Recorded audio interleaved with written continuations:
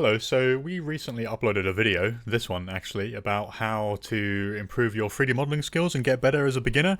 And this was just sort of intended to go over my experience and what helped me. But we did have a comment regarding kind of how you start as a very, very, very beginner, right? I was sort of going over how you might sort of push yourself to get better once you have a few projects under your belt.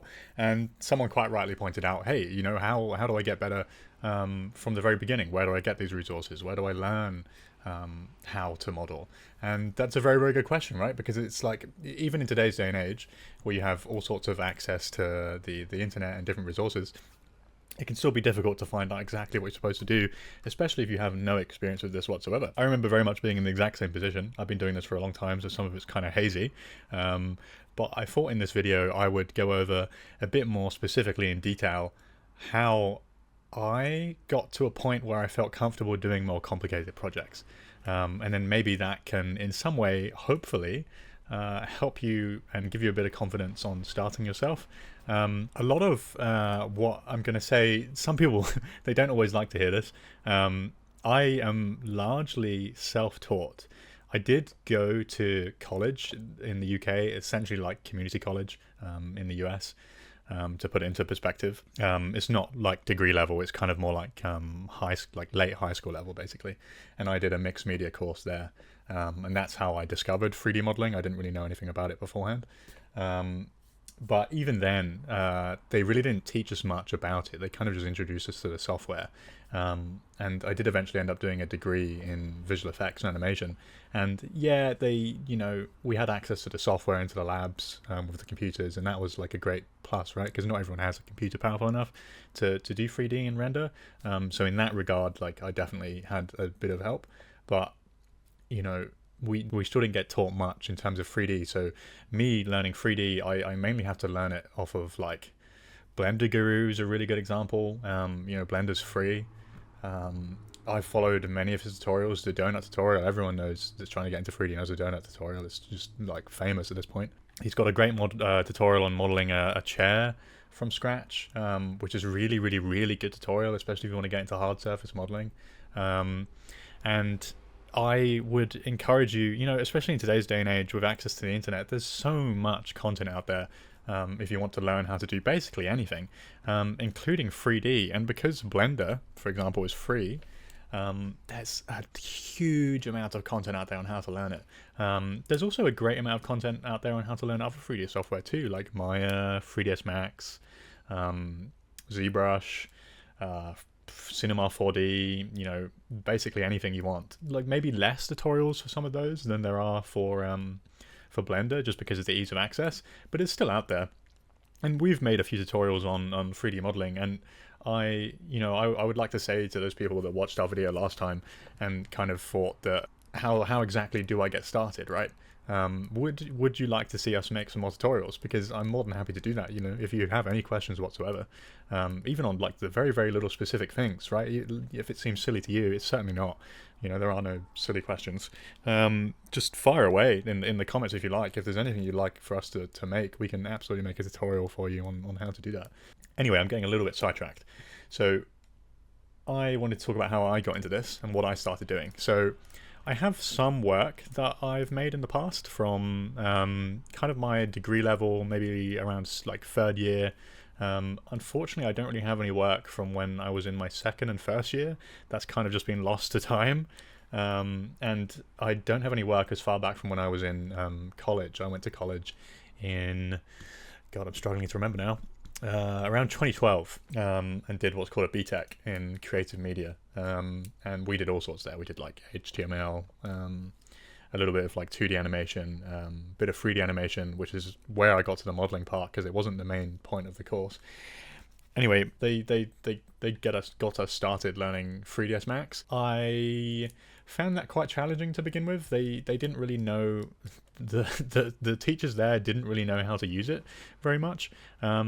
Which was quite funny, even though they were teaching the course. So a lot of it still had to be quite kind of self-taught. And I ended up making kind of like, maybe I'll draw it for you. I ended up doing this animation of like a guy walking down a corridor in first person, and the corridor kind of looked, oh, let me get into a darker brush here. The corridor kind of looked something like this. It was like this, what is that, octagonal shape, and then it went down like this to like a focus point with a door at the end. Forgive my absolutely horrendous drawing. I mainly 3D model rather than draw things these days, but this is kind of what it was like, and we had all these pipes and stuff and details in here, and it took me forever to make. And looking back on it, the model probably really wasn't very good at all, but it was the first model I'd ever actually made, and we had like a couple months to make this. So we really had quite a lot of time to just like figure things out, and a lot of that was me just figuring out on my own. And there were definitely times where I was like, oh, this absolutely sucks, I don't want to do this anymore. Like, why is none of this working? I can't find a tutorial for the specific thing. I, at the time, noticed there was a bit less content for 3ds Max. Maybe there's more now. There's a great guy actually out there on YouTube called, I think, Mike Hermes. He has a lot of fantastic content for Maya, I think also 3ds Max. Can't quite remember now, but he's been making videos for basically forever. And he has really great tutorials as well. But largely, I kind of had to learn everything myself, right, through like trial and error and just doing it. And I think generally people don't always want to hear that, because it's like they want like a fix, like someone's going to show them what to do. But sometimes you really, and that's what I was getting at in the other video, you kind of just have to get in there and do it yourself, you know. But you don't. But the great thing these days is that you don't necessarily have to do that entirely. You have, like, if you want to learn Blender, for example, you have the Blender Guru. I would encourage anyone that wants to get into 3D, whether that's for VFX, you know, for film and TV, for games, for advertisement, if you want to be a freelance artist, product design, whatever, to learn Blender maybe first, and then watch his tutorials just to get a basic idea of like the modeling principles, because he'll sort of teach you absolutely everything you need to know. When I first started, I didn't know about the Blender Guru. I was quite a young kid at the time. I'd say youngish, 17. I'm sure that's young to a lot of people out there. And I didn't really watch him too much. I kind of had to just learn by myself and teach myself and like learn along with my classmates and my friends. So I ended up making this project. And then this was the only bit of 3D that I did at college. I didn't do anything else. At the time, with Maya, you could get like, I think it was 3 years worth of a license for if you were a student. And you didn't need to prove if you were a student at the time, which was really quite fortunate. Even though I was a student, even if once I'd left college, I still didn't have to prove that I was a student. You could just get it if you were a hobbyist. I think now you need to prove that you're a student to get a free copy of Maya and 3ds Max and whatever else Autodesk makes, which is kind of annoying, really. I don't really know why they do that. Maybe to crack down on like people using it for commercial use. Anyway, I ended up doing a few extra models. Like, I think this is almost like a rite of passage if you're like a sci-fi nerd. I think I ended up modeling like a lightsaber in 3ds Max. Let's just do this horrendous, wonky looking lightsaber. I ended up modeling a lightsaber in 3ds Max and rendering it with, I think the render at the time was Mental Ray. I'm not sure if that's even still used. It probably is. I haven't touched it in forever. Not since, I think, the time between when I was at college and uni. So I did that, and I think maybe a couple other projects, but I don't really remember. And I ended up putting this particular 3D asset here in my portfolio, a physical portfolio, mind you, in a A3 sketchbook with a bunch of other digital painting that I'd done. And that got me my place at uni. I went to Teesside University and studied on the computer animation and visual effects course there. And like the first year there was a module on 3D modeling and texturing and rendering, but we really still didn't get that much assistance. Like, that, you imagine there's like 100 or so of us in the class. Getting a hold of one guy to give you feedback on something a little bit challenging. So we would be in these like big lecture halls, right? Like, I'm sure anyone that's been to uni or college, what have you, kind of knows. You're just in these big lecture halls, right? This is my drawing of a lecture hall. Again, I'm not a very good traditional artist. Just imagine these are seats and that's the screen, and then we've got the guy up the front like this, who is apparently huge for some reason. And oh goodness, I don't know why I've drawn him like that. Anyway, and then you would get your 1 hour, and then you would maybe learn something from that, maybe not. I was not the best student. You know, I would stay up really late and come to these lectures and sometimes fall asleep in them. Don't do that. I would encourage you to actually take notes and study as much as you can. But what I learned while I was at uni, even though I was like spending all this money to get a degree in this, is that a lot of my learning, I would say at least 80% of it, was still self-taught. And something I noticed from when I was on this course is that all of the people that just did the uni what do you call it, the university modules, right? They just ticked the boxes, submitted their assignments. None of those people got jobs, unfortunately, as harsh as that sounds. Like, it's difficult to get a job in VFX for film and TV anyway, but none of the people that didn't do any work or taught themselves anything extra outside of the class got jobs, and that's just kind of the harsh reality of it. You kind of have to do more. Like, if you're a student, I would encourage you to just like work as hard as you can, get everything done early for your modules, and then just work on your own projects, right? I know for some of you that's easier said than done. You might be like working your way through college or university and you really don't find time. And I sympathize because I know what that's like. I've been there. I did that for 3 years, and it's like, where do you fit the time in? But you just kind of have to make the time. I know it's tough, right? And it's easy for me to say because I kind of got to where I wanted to go, but I've been through it. I know exactly what it's like. So you have to do your own work at the same time. And all the people that did that did get jobs, like myself included. I finished my university final year project like a month in advance, I think. I was working on my own personal projects while other people were running around trying to get theirs finished like in the last week. Not to like boast or anything, that's not what I'm trying to do, but it was just to give you an idea of the kind of thing you have to do in order to make it in the VFX industry, or maybe even the games industry as well. I'm not as familiar with that. I know there's some crossover, but anyway, so we made a few models in my first year at uni. I think I made like what telescope was it? The Hubble Space Telescope, some kind of spaceship, and they got us to put it in like a cabinet. That was the whole idea. We would make this cabinet in 3D, make 3 objects to put in it, and then render it. And I remember like rendering it overnight in my computer, on my computer at home. Yeah, it was kind of a wild time. But like at that time I wasn't really doing much modeling on my own. And it wasn't until I started to model a lot of my own stuff that I really got better. And then by the time we get to my second year, here's a few examples of some of the stuff I was working on. This was from a group project. I forget exactly what this was called, but we made, I modeled this character. His name is Bob, and he's kind of just a robot. And the idea was it was like a post-apocalyptic scenario, and we like used VFX to composite this guy into live footage that we had shot of an actor on a green screen. That's another thing. We did have access to that, right? So that's one of the advantages of going to uni, is you have the facilities, not so much what they teach you. It's like access to the resources. But you don't have to do that, right? Just if you want to be a modeler, I'm not saying you have to do that. Just make stuff, right? Like you could just make this in isolation. But this is some of the stuff I made, and this, like looking back at this now, it doesn't look the best. But by this point, I was really starting to get better at some of this, like at 3D modeling. Like I was starting to feel a lot more comfortable. Like this, a lot of these shapes here, it's not perfect.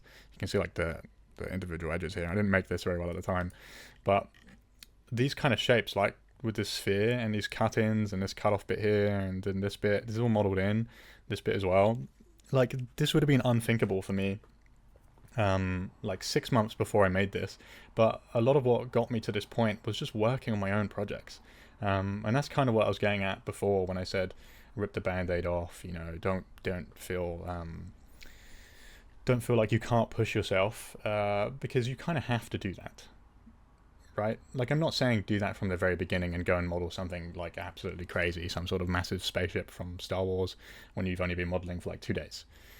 Like start with the basics, right? And you can find a lot of those resources online. Blender Guru, again, absolutely great example. But then once you get to a point where you're a bit more comfortable, then you can start like pushing it out there a bit. And then this project here, I worked on this. This was my final year project.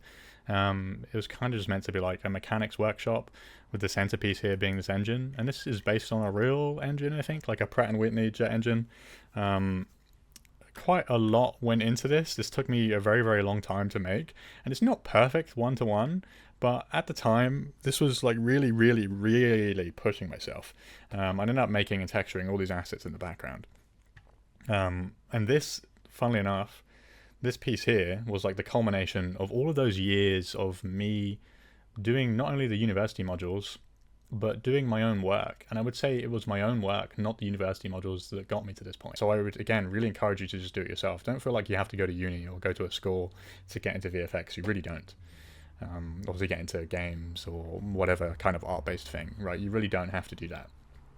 A lot of, I would say 95% of what got me to this point was just self-taught, doing tutorials, just really, really loving the process and just getting on with it. And this particular project here is what got me my job at ILM, Industrial Light and Magic. I got onto their graduate scheme, which I think they'd only just started doing at the time.